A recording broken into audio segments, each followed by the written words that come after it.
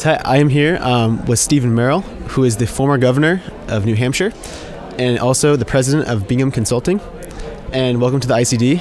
And I have a few questions for you about cultural diplomacy. So first off, with the United States in the past 4 or 5 years being more and more attracted to using soft power in cultural diplomacy, what is your opinion on how the United States is doing, and what do you think they can do to improve their cultural diplomacy?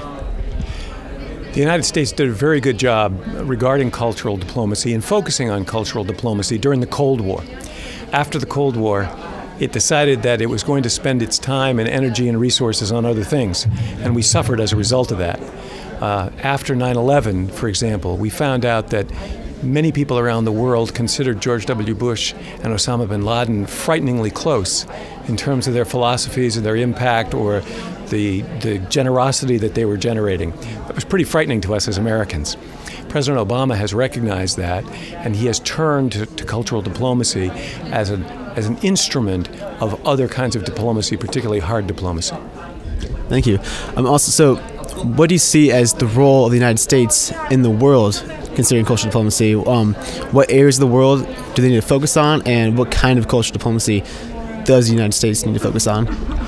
I think that every nation, particularly a superpower, needs to go to bed each night with one fewer enemy and needs to wake up the next morning with one more friend. And the United States took that for granted for a period of time and paid a price after 9/11 for that.